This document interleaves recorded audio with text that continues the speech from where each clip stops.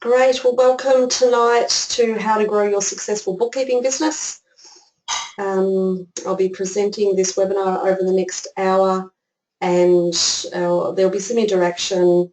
There'll be a couple of questions throughout the night so that you can give me some ideas of where you're up to in your business and what's going on. And there's a question box there, and there's also the opportunity to make comments on the Facebook group, Bookkeepers HQ. So you're welcome to get into that as well. Okay, all right, I might just refresh that Facebook group, see what's going on in there. Excellent. Okay, great. Okay, so let's get started. So thanks for attending tonight, and you would be here because you want to grow your bookkeeping business and learn from others as well. So that's fantastic. So let's go, let's start. All right, so first of all, my name is Katrina Asman. I've created Bookkeepers HQ.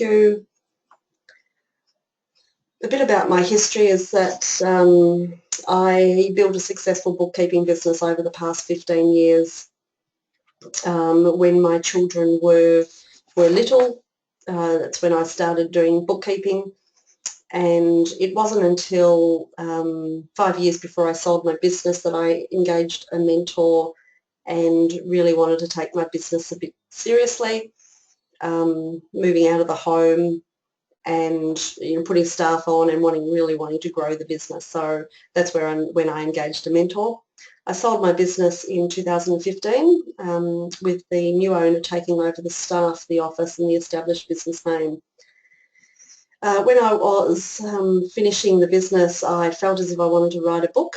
So I published a book called Grow, Profit, Exit. So that came out in May this year, 2016. So that was pretty exciting. So I wanted to tell my journey, and the person that I wrote it with really encouraged that I had something to offer to other bookkeeping business owners, and that's where the new business, Bookkeepers HQ, has grown. So I'm really focusing my energies now on assisting bookkeeping business owners grow their successful business. So what I'm currently doing is mentoring. That's my main work. And then we're also, I also do workshops and webinars, some strategy sessions, and I offer practical solutions that bookkeepers need to run their business. Okay, so what we're going to cover tonight is all around planning, so why it's so important and how to do it. Uniqueness, so finding ways to identify your brand and how to differentiate yourself from other businesses. We'll talk about leadership, the practical methods of leading your staff, scaling your business and how to automate your business ready for growth, and exit, which we're going to position your business to get the best possible price when you decide to sell. So that's what we will cover tonight. So I've just got somebody, Joe, did we lose sound? So Joe, let me know, have you got it back? Because I'm not having any other person mention. Oh, great, good, good. That sometimes happens. You might want to turn off some programs or your email account or something. So, all right, so with the planning, perhaps first of all, if you would like to tell me why you decided to start your own business. If you could perhaps either enter it into the comment section of the Bookkeepers HQ Facebook page, group, or in the question box in the webinar area. So either way, you can communicate either way and we can interact that way. So why did you start your business? Give me an idea of the reasons why you've done that, and I'll continue talking while you're typing. So the first thing around the planning is really finding out what your why is and developing in that. Why did you decide to create your own business? So it's best to identify this in a really personal, a deep personal level. It has to actually resonate with you If it's just about flexibility and, getting part-time hours, where you can get that around from any casual job or part-time job. So you really need to think about on an emotional level why you have gone into business, because when you have tough times, when you've got tough times, then you really need to have a reason for getting up in the morning. So, I know there's a lot of talk at the moment on the Facebook groups about clients doing the wrong thing and accountants doing the wrong thing, not getting paid. You're trying your very best and you're, getting having a difficult time. So you need to know why you get up in the morning and keep going against all of these challenges. So it really needs to resonate with you. Some people want to be able to create the lifestyle, so they're not actually working full-time, they're just working at a part-time level. Some want to do charity work for a couple of days a week, so they need that passive income and, a business to run itself and earn income so that you can, go and have a couple of days off to do the charity work. Some want to pay for their children's education, so that's really important to them. So I've got a couple of people that have answered in the question box. So if possible, if you could jump into the Facebook page, that'd be great. Okay, so Tracy's got bored too easily doing the same job day in and day out with any change. Okay, so hopefully, Tracy, you are experiencing some change from what you were doing at the moment. Natasha was told that she was unemployable after having family. Well, that's we know that's wrong. That's a no. Always planned on starting a business, so it was a great opportunity. Yeah, and now I want to grow it into a saleable asset in the future. That's fantastic, Natasha. That is one of my goals as well. That was one of why I got up in the morning. I wanted to create a very large business to then either sell it or go into passive income. That's fantastic. So if you're on my Facebook page, I'd love you to be able to go over there and add your comments there, so that others can see it, because I'm getting quite a lot of people responding, which is fantastic, and others would love to be able to see that. So if you could jump in your Facebook, go down to the Facebook group, Bookkeepers HQ group, that'd be awesome. Okay, Debbie, you're after the comment section on the Facebook page, so it's the Facebook group, so Bookkeepers HQ group. If you can jump on there, we can start looking at the comments going through. That'd be excellent. Okay, so we also need to align our why with our goals and our vision of our business. So we're getting into a personal level of why we're doing it, and it also has to resonate with the goals of the business. So we'll talk more about the goals in a minute.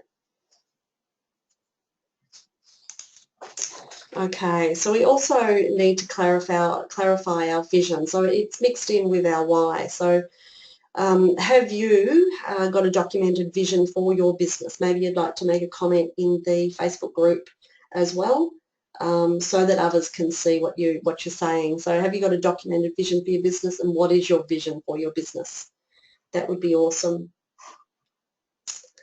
So with your vision, you need to know what your successful business looks like.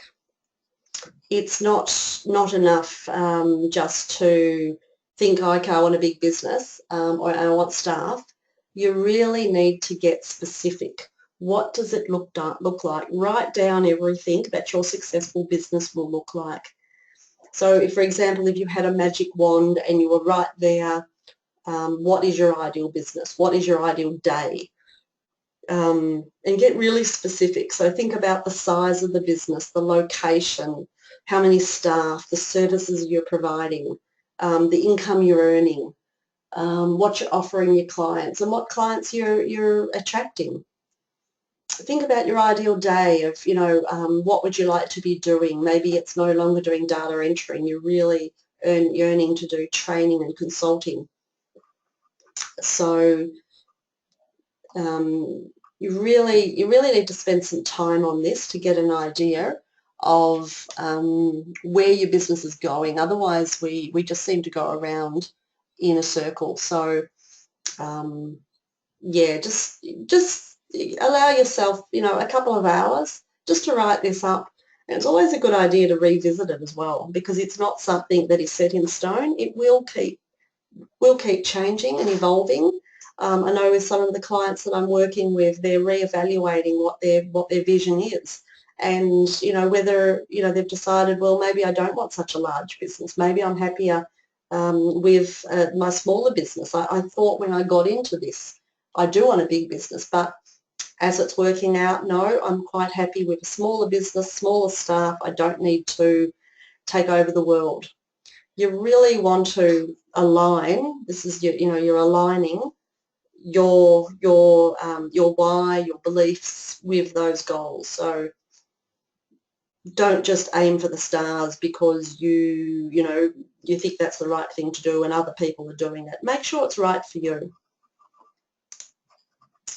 Okay, so the difference between having a plan and not, and I think we may have all experienced this.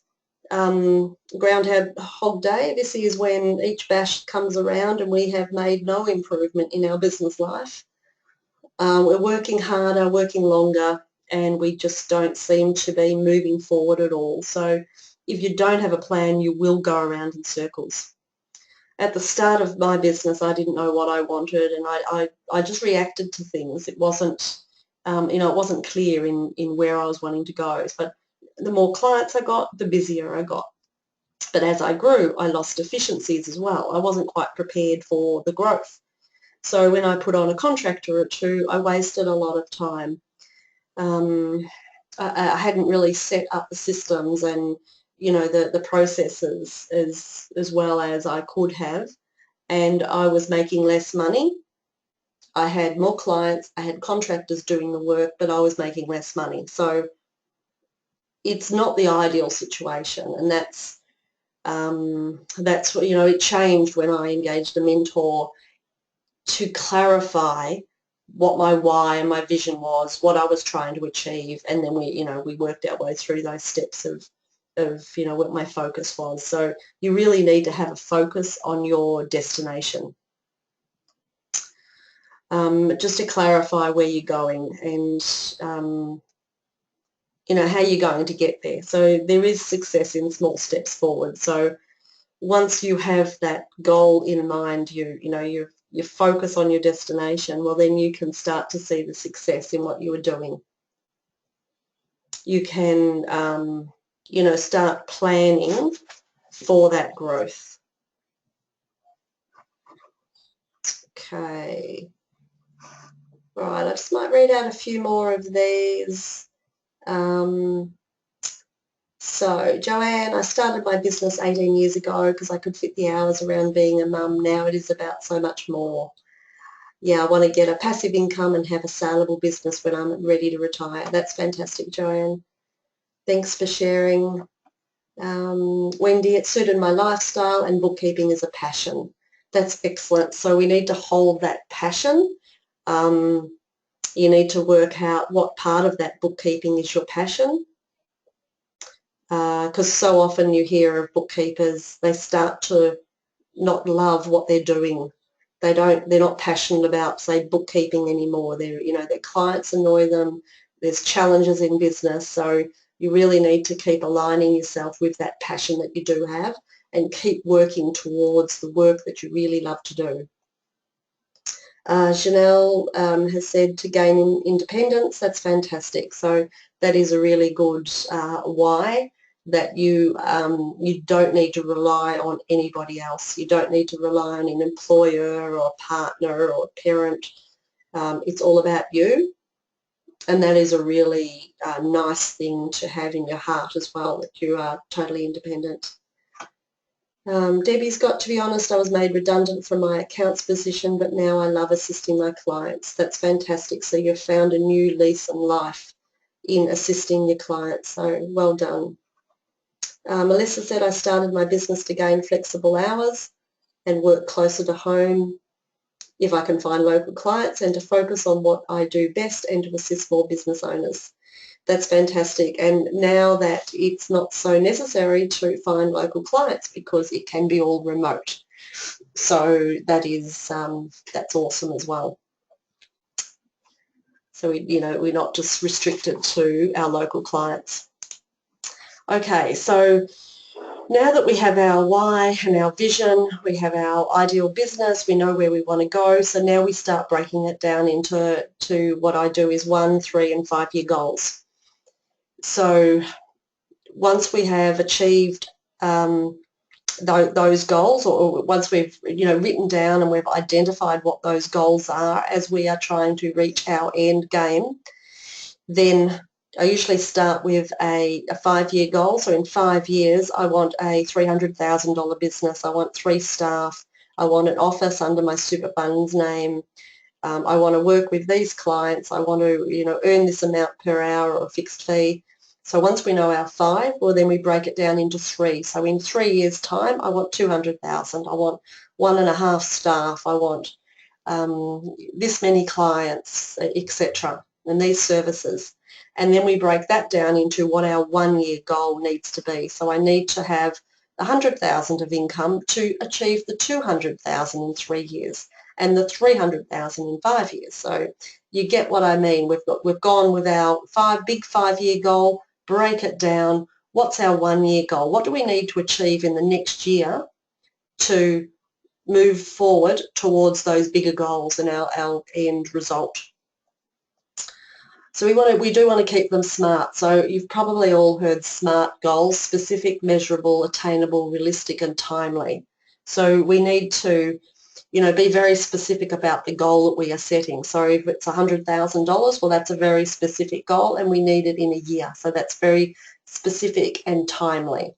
It's most likely realistic.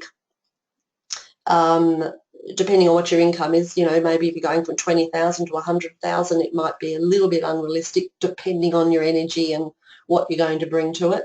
It needs to be attainable. So, you need to be able to do it.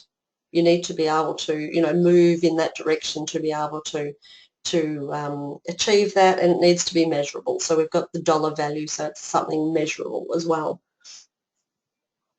So when I was setting my goals, I did this, a 5-year, 3-year and 1 year. So my 5-year goal was my end game at that point. It was to achieve a large size business that was saleable.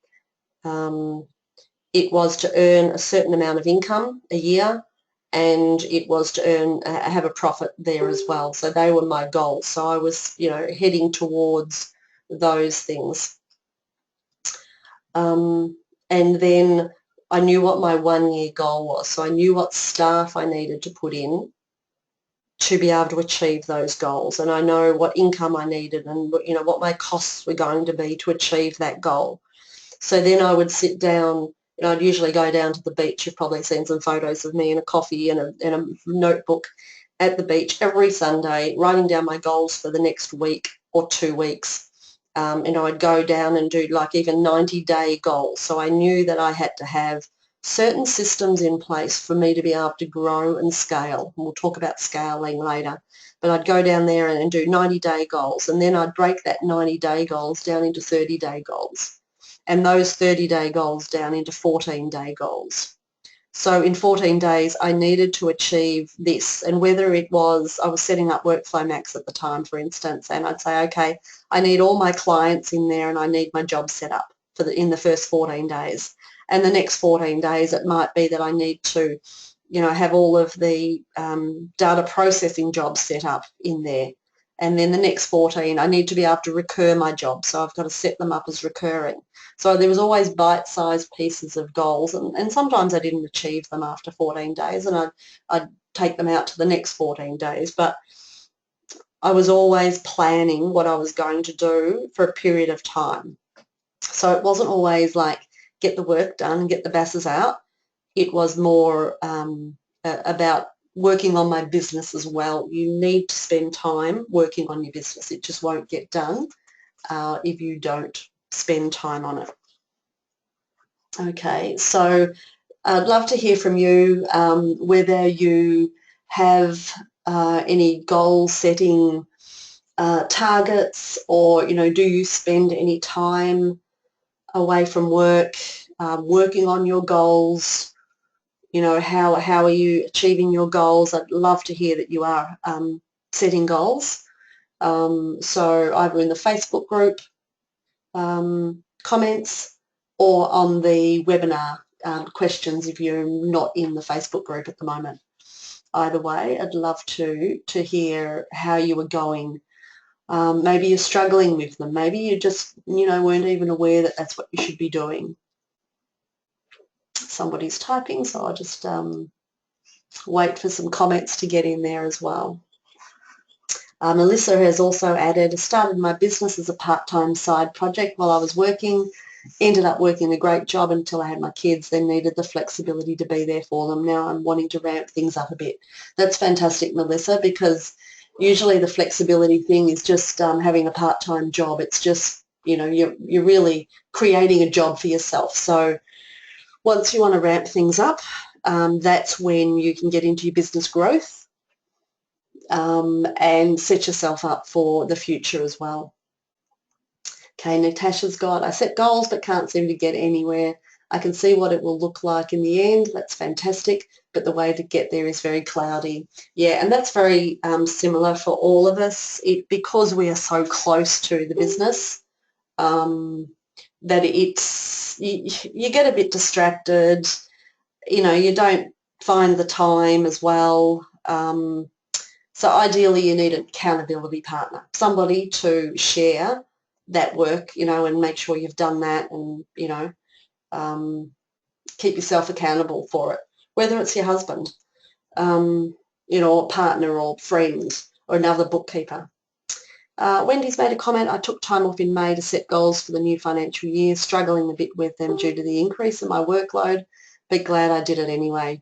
Yeah, it is actually quite amazing how once you start focusing on your business and setting goals, it becomes clearer in your mind, and I'm a big believer in the universe will provide. So if you are setting goals to say, okay, I need my systems in place and I need more clients, things happen because you are focusing on them. You are focusing on the positive, and things will happen as a result of it. So it's a fantastic way of achieving, success when, you're manifesting that success yourself, because you're actually taking the time to set goals rather than just being in the business and working on it. Debbie, that's great. You found the Facebook group. Thanks for that, Debbie, for getting there. I have a short-term goal in my Xero Practice Manager and website finalised for when we come back from Christmas break. Fantastic. So that is a great goal. So break those goals down because they're very specific, and Xero Practice Manager can get away from you. Set a goal each week of what you need to do. Get your clients in, check off your checklist, get your states in, all of those type of things. Just get it happening 1 week at a time, small bite-sized pieces, and you'll have it done. Joanne, I haven't been good at breaking down my goals. I know the destination but get stuck in the day-to-day. I have set goals now but need to learn how to achieve or revise them when I don't get there. Hopefully one day we'll be revising because I've achieved more than planned. That's fantastic, Jo, and we'll keep that in mind. Excellent. Okay. All right, so just quickly, Melissa, with my employee leaving this week, I need to reassess things. I'm going to see how this BAS period goes to see if I actually need to replace her. Planning is going to be the key, definitely. When you are under the pump and overwhelmed, scheduling everything in advance is the key, definitely. You need to do that, otherwise you will feel overwhelmed and your head will go in the sand. And it's not a good place to be. Oh, fantastic, Debbie. 3 of you from the ABN conference have set up an accountability group, so that will help. That's excellent. Well done. Okay, so the next topic that we're going to discuss is uniqueness. So first of all, if you would like to comment on whether you have a business name and what your business name is. And I really recommend that you do have a business name rather than just your individual name. Ideally, for longevity and for salability, it's better to have a unique business name. It's not so easy to sell a personal name because that's not really your branding, like it's your personal. So how will somebody else buy you personally? So I'd really recommend, if you do think about it, whether you, are looking at getting a business name or wanting to change your business name because you don't like it or it's not really aligned with your, your vision and your goals and so on. Yeah, it's a consideration. Okay, so there's a couple of business names there. MCM Business Solutions. Natasha's tagline is Virtual CFO, Strategist and Bookkeeper. Fantastic. Debbie's got our business name Bookkeeping Matters. Melissa's not happy with her business name, logo, website. Okay, so you really do need to address that. Melissa, I'd also recommend that you have a time frame to do that so that we don't get caught up in, sorry, I just touched the wrong screen, so that you don't get caught up in analysis paralysis where you can't make a decision. It's very common for bookkeepers to do that because we're commonly type C personalities. And that's what we get caught up in. So Melissa, I'd recommend that you get a time frame, maybe by Christmas, brainstorm it with your friends, spend some time on it. It is, I've brainstormed several business names in the past, including Bookkeepers HQ. I brainstormed that to death until I was really happy with the name. But yeah, I recommend that you do get into that. Okay, great. Okay, so it's really also important for uniqueness is the branding. So although I'm not a branding expert, when you're doing your website, you'll often be assisted by a branding person, so somebody that will help you do your branding. So that's what you should follow up with. The colours, the font, the logo, it all should be consistent across your whole business. And you can see my branding, my colours, the font, and my tagline, supporting the growth of your bookkeeping business. So in my previous business, my bookkeeping business that I did have, I was in that business wanting to grow. My main passion was to help small business grow their business. So the tagline was create time to grow your business. So it's very similar to what my passion is now. So it's moved from helping small businesses grow their business to helping bookkeepers grow their business. So very similar vein in being in the growth. But yeah, find a tagline. It really resonates with people rather than just your business name. And a tagline can be a lot of fun. It's not registered or anything, so you can change it from time to time, whatever goes with your business. But yeah, create a tagline to go on the bottom of your email and your website, stuff like that. Okay, so now we're going to talk about what is your point of difference. So firstly, I'd like to say that you are you. There is nobody else like you. Nobody can do what you do. Nobody has come from the history that you have got, your experiences, your skills, the way that you do business, the way that you relate to people. You are you. So there is a uniqueness in your business already because you are doing it the way you do it. And you are providing, that service, that, your personality across with your business already. So we can extend on that, and what do you do differently to other bookkeeping businesses? So when I was trying to separate myself, I came from a tax accounting background. So before I had children, I was a tax accountant. So when I started up my business and really started to heavily, not advertise because I never actually advertised, but put it on the website or just make it known to people that my business was bookkeeping business, but it was done by an accountant. So you have got an accountant for the price of a bookkeeper. And, the accountant is overviewing all of the bookkeeping work that is done. I know what a tax accountant required, so I can provide you with really clear information at the end of the year to give to your tax accountant. I can liaise with your tax accountant. So there's a few accountants. I know there are a few accountants in the bookkeeping industry that, can have the same type of uniqueness. Also, I was building a bookkeeping practice, as you are.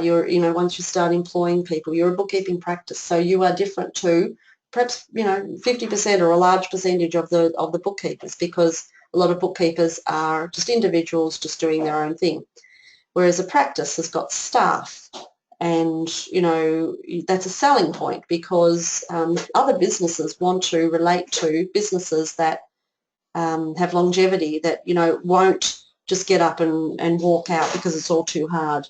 Your business won't take annual leave, or they won't go on sick leave and those type of things. So find what you are different to other people. It might be the services you provide, the way that you run your business, the way that you might be a fixed fee business, whatever it is that you do. How are you going to identify yourself? On my website, I offered tips and tricks on how businesses could grow their business, because I wanted to be a leader in the industry. So I was, wanting to work with larger business. I was offering consulting, business advice, software advice. A lot of my income actually came from consulting and training, and not always from bookkeeping. So that was my, point of difference. You also want to identify your ideal client.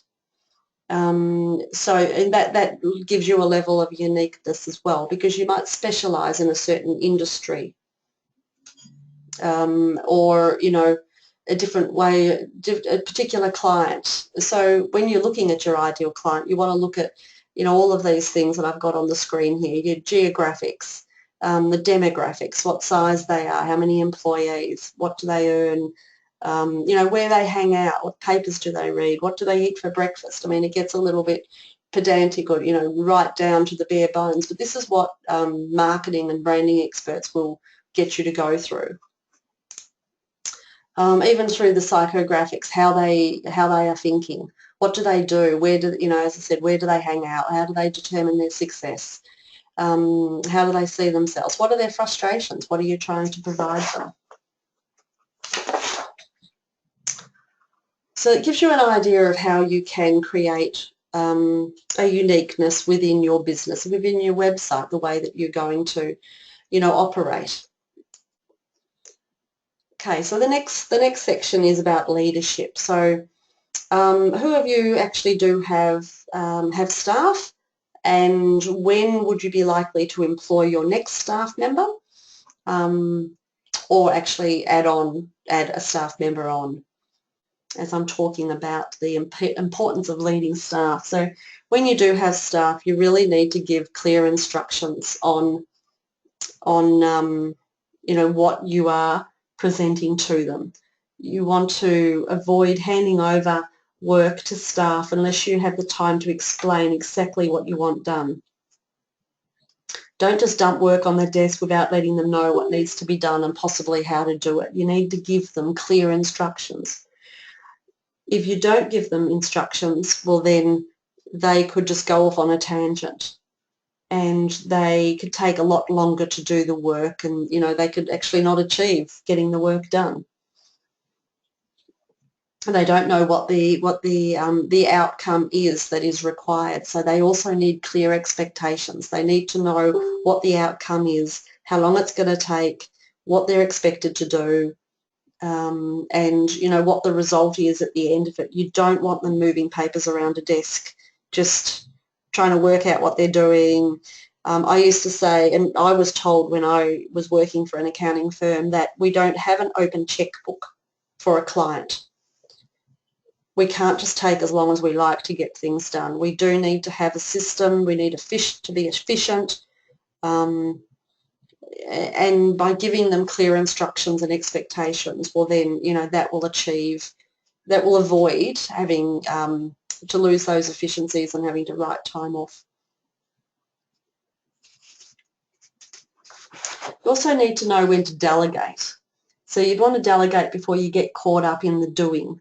So you need to identify when you need to pass work over so you don't hoard the work yourself, because you can do it faster and better. We all know that.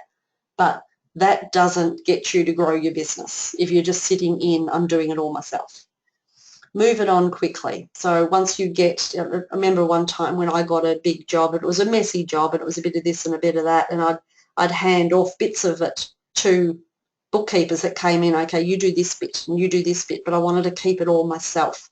So it became overwhelming, and I didn't get to finish the job efficiently. I lost a lot of money. The client got upset because I didn't get it done as quickly as I could. They ended up leaving me being disgruntled, which was very upsetting to me. If I had right at the start written down clear instructions of what needed to be done and handed it over to a capable bookkeeper, it would have got done. I would have kept the client would have been happy, and it would have been all good. But you've just got to know when to do that. You've just got to let it go. Develop some KPIs around your staff, around their productivity, chargeable time, maybe even estimated versus actual hours.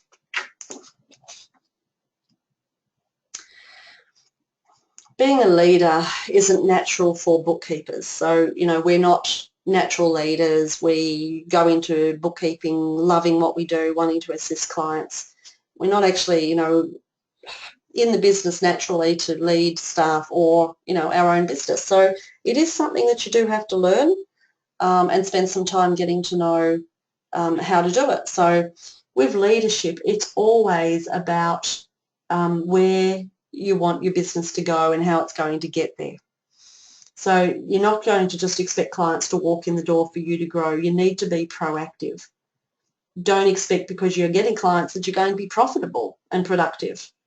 But do expect as you grow, you are going to be busier than ever, and you're going to have to make some hard decisions. See, and you're going to need to let go of those things. And it is possible that you won't like what you're doing anymore, because it's upsetting to disappoint clients and, get the challenges that you do. So you need to lead a successful business, you need to check in regularly with your vision, as I mentioned before, and your why, and check you're still on track with your life goals, because they might change as well. Now is also the time to avoid doing the work that you could pay somebody else to do for $20, $25 an hour. So you could get a VA or a part-time bookkeeper in to do some work. If you're intending to grow, you need to stop doing that work that can be done by others. So you need to start delegating. The work you should be doing is the work that is either building the business or charging out at your higher rate, which is $80, $100.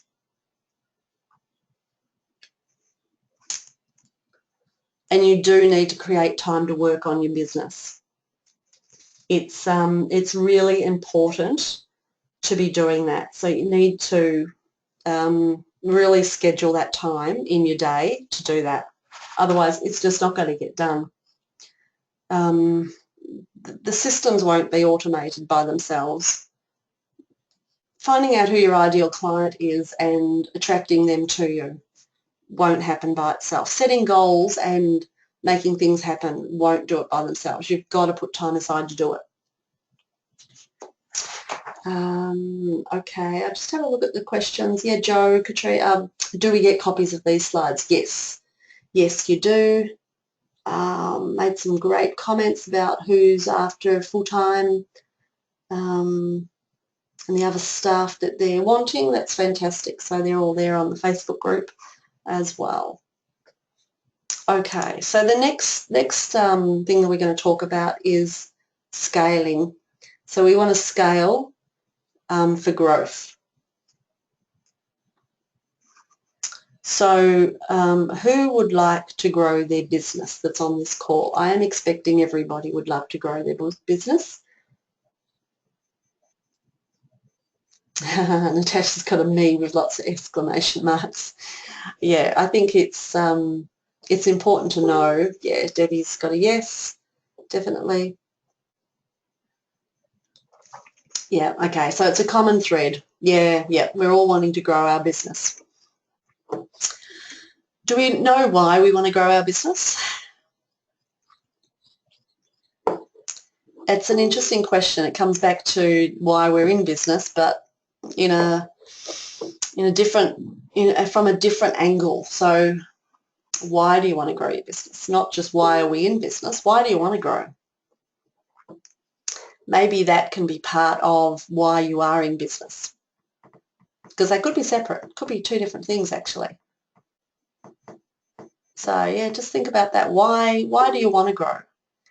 To create a saleable asset is a very good reason, Hayley. I totally agree with that. I've seen bookkeepers, however, that thought they want to grow, or I talk to them and they say they want to grow, and we talk and it doesn't sound like they actually want to grow.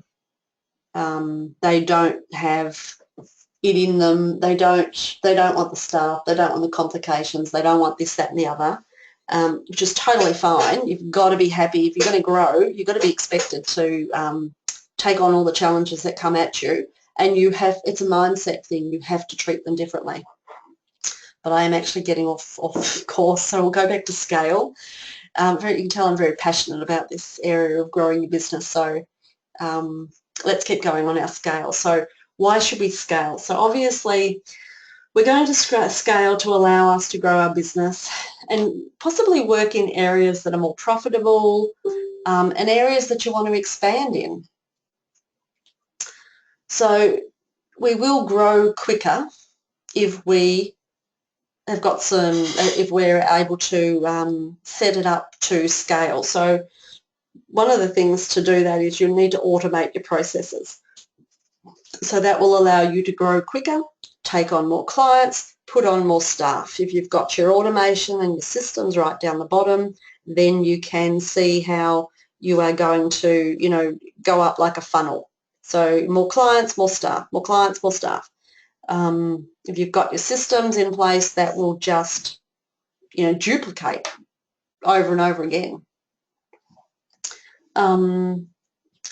So it does take time to create, but it is so worth it. So when I engaged my mentor, the first thing he recognised was that I needed another staff member that was able to do my work, not just bookkeeping work. I needed somebody to replace myself. He noticed that straight away.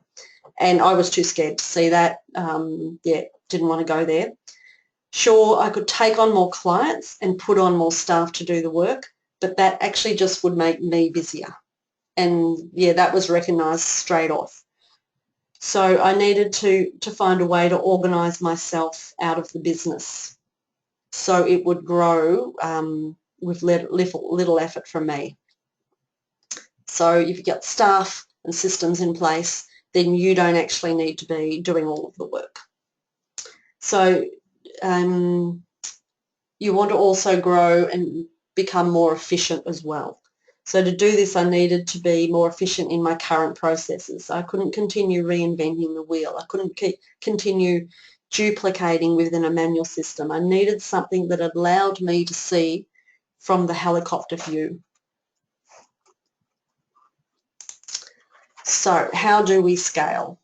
So you might like to type in the comments areas, what do you do in your business to automate and systemize? Because I'm sure others would love to read what you do as well to systemize. So to scale, we need to systemize every step. So everything you do, you need to set up a process to systemize it, whether it be onboarding a new client or a new employee.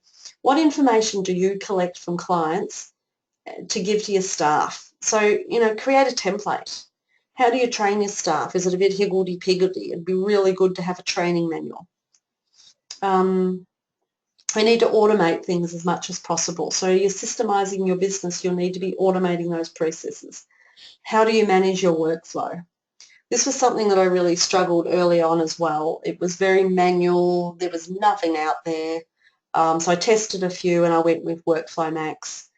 Because you just can't continue with your Excel spreadsheets or your whiteboards. It did take a lot of time to do that. So it was back in 2012 that I did implement a system that would expand with me. That was Workflow Max to automate my jobs, identify where each job was up to, and what work staff had to do, when they had to do it, you know, put their timesheets in, their invoicing, everything was automated. And it was actually one of the best things that I could do for my business. It took it all out of my head and into a system that I or another staff member could monitor. So that, you know, it's really important to get a system in place. The final way is to productize your services. So I began productizing my BAS, my IAS, the payment summaries. So, you know, my BAS became just a set fee. So it was $250 to review, prepare and lodge my BAS. And I just rolled that out to new clients. It's just a set fee. You know, my IAS was a set fee, my payment summaries, TPAR, WorkSafe, everything was a set fee. And I just went with that. So you just have to create these systems that just make it easier for you, and that can scale with you. You've got a system in place on how to do it. So Workflow Max told me how to do it. This is the amount of money I'm going to charge for it. So it's just all automated. Okay. Let me see. What have you guys got? Natasha's just started setting up Workflow Max. Fantastic. And implementing Pure Bookkeeping System, using Receipt Bank and writing up checklists. That's fantastic, Natasha. That's really positive. Joanne's got, I not only want to grow my business for financial reasons, but I have come to the realization recently that I want to feel successful, and growth in my business is part of that. Fantastic. So that's really getting you back to that emotional level, and you don't normally get that the first time you try and do your why and vision. It might take a year before you actually get it, what the real reasons are, and it gets deeper and deeper as you go. Janelle said, like Melissa, to quit one of my part-time jobs, but also training and supporting business gives me a sense of achievement. Yeah, that's fantastic. Well done, Janelle. Thanks for sharing. Okay, all right, so the next topic is my favourite, exit. So let me know, guys, if you'd like to type in the comments, do you have a time frame to exit your business? I'd love to know. There'll be a mixture of comments. There'll be some people say, no, I don't want to exit at all. I'm not going to sell ever. All right, so it's really important to plan your exit in advance. So I have actually spoken to many bookkeepers, and they don't seem to have a plan to sell their business, which I thought was quite interesting. They actually don't think they've got anything to sell, which is a bit sad, because I know my business broker would have totally different thoughts on that. There's actually quite a lot of people wanting to buy bookkeeping businesses, either lists or the whole business at the moment. So they're really quite hot at the moment. And you do need plenty of time to prepare for it. It's not something you can do, you know, within a year. So when I engaged my mentor, he really made me identify what my end game was, as well as my why and my vision that we discussed. What was I building this monster for? Where was it leading me to? So that's when I developed my 5-year goal. And at the time, before I engaged the mentor, that wasn't in my thoughts at all. I knew that I would, eventually sell it one day or leave it at some point, but I didn't know when. So, talking with somebody outside of the business, I decided that, okay, 5 years' time, I'd like to know at least that the business is automated, systemized, me working off the business. So, I'm working on the business, not in the business. So I'm off the books. Excuse me. So that was my 5-year goal, to achieve that. So then I either have a creative passive income, or I could continue to still work in the business, or I could sell it. But at the end of the 5 years, I had choices then. So it was building up to that stage, and that's what my goals were, and that's, our action steps over the period of time to get there. So you do need to be emotionally prepared for it as well. So it's not that you're going to wake up one day and say, I'm going to sell my business. And you might say that from time to time when your clients give you a hard time, but you're not really there yet. You really have to be emotionally ready to do that. I knew in my case when the 5 years was up and I didn't know what to do with the business after that. I'd achieved my goals.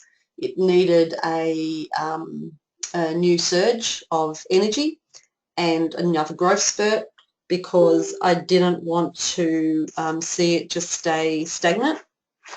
That wasn't an option, and because I didn't feel as if I had the energy to go through another growth spurt and continue, then I thought, well, my heart's not in it. I must be ready to sell. So over those few months, that's what I decided to do, and also thought about writing a book about my journey, really just for my own purposes at the first stage. So it will take you several years to create your automations and your system. So start planning to be an automated and systemised business so that you are ready. You also need to work yourself out of the business. So you can't stay working in the business to sell it. It has to, ideally, for the best sale, is that you are no longer working in the business, that it is just a business somebody else can buy and work it themselves. So you ideally don't want to be doing any more bookkeeping. You're just going to be doing very little operations either, and just overseeing it all from afar. That's the best, that's the ideal situation. So how do we exit? So first of all, you need to decide on a time frame well before the need to sell. Think about who you would like to sell it to. So there could be, another bookkeeping business, an accountant. I thought an accountant was the best person to buy my business because they can bring a whole lot of other services. I had over 150 clients, so you can imagine having access to that many clients to do their tax returns or sell financial planning, estate planning, insurance, premiums. There's a whole lot of services out there that we haven't even tapped into. And I thought I wanted to bring that to a business that had those type of things. So that's where I thought I was going to sell to. How much you'd like for it. You might have an idea of when you're going to retire in 10 or 15 years' time, and you would like, 500,000. So if that's your plan, you have to know that well before, and you have to plan for it and set goals and get there. And when you're closer to the time, you start doing your research about business brokers. Give them a call, have a chat to them about how they're going to sell it, who they're going to sell it to, and that type of thing. So when I sold my business, it was quite a large business, and the broker, although he was specialising in bookkeeping businesses, he had never sold that size before. So he told me to expect to break the business up into two pieces so that you can have two buyers, and I had said to him that I refused to do that because that would break up the staff. And the name, and it just sounded complicated. What gut feel said no. He found a buyer for the full business as it was. So, and I believe he is selling bigger businesses as well since then. So they're out there now. People are willing to spend the money for these things. So which is fantastic.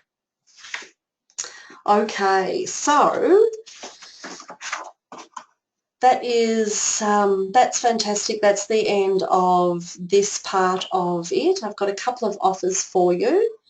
Let me just click into. So firstly, if you have not been exposed to Xero Practice Manager, I am running a workshop or a webinar, 3-hour webinar. It's held over 2 days next week. So Tuesday and Friday next week from 11 to 12:30, 1.5 hours.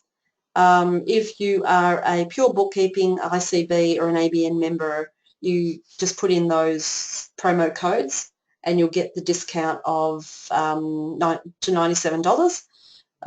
If you're not a member of one of the associations, then the investment's $147. Xero Practice Manager is a system that I created, I used and created. I use WorkflowMax, and Xero purchased it. So a lot of you would already know what Practice Manager does. You might have already had exposure to it, but it's ideal if you want to automate your business, scale your business, and systemize all your processes. So it captures all of your client details in one place. It creates your jobs and automates them so they recur every month or every quarter when they need to come in. You can find out where your jobs are up to by using your states. Put your time billing in there, you and your staff, and do your invoicing out of it. So it's a fully integrated system. You don't need to have Xero or Practice Manager, Xero accounting software to use it. It is a standalone. I used it as a standalone for a few years just to manage my workflow. It was so much better than an Excel spreadsheet. And it's something that I customized it to a bookkeeping business, and that's what I show you in my webinar. So that is the link there. Let me see if I can, oops, didn't mean to press it. Let's see if I can copy, copy that, and I'll put that. Let me see.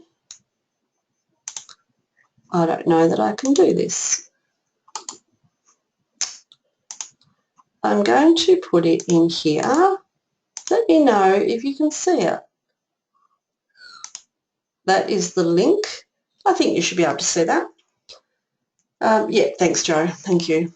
Yeah, so that's the link to the Xero Practice Manager webinar that I'm doing next week. So love for you to join me. I've been doing it for almost a year now, these webinars, almost once a month. Very popular and still going strong. There is not a limit of attendees. Joe, you've asked, is there a limit of attendees? Do you mean for the Practice Manager webinar? I'm assuming. There's not. It's done by webinar, so I can take 200, and I don't usually get that many. Yeah, so yeah, no limit. So that's all good. Okay, and the additional bonus that I've got to offer is a complimentary coaching session. So as you know, I am mentoring, and I have many successful mentorees that I'm mentoring. I've been mentoring for over a year. And so what I am offering is a complimentary coaching session of how I can assist you. So I will get the link to go into there. So what we will do is we'll talk about, your challenges in your business and how I could help you grow your business, whatever your challenges are. And, they're very similar to every other bookkeeping business, and very similar to what I experienced as well. So you are most welcome to jump on there. Let me just get that. Yeah, I will.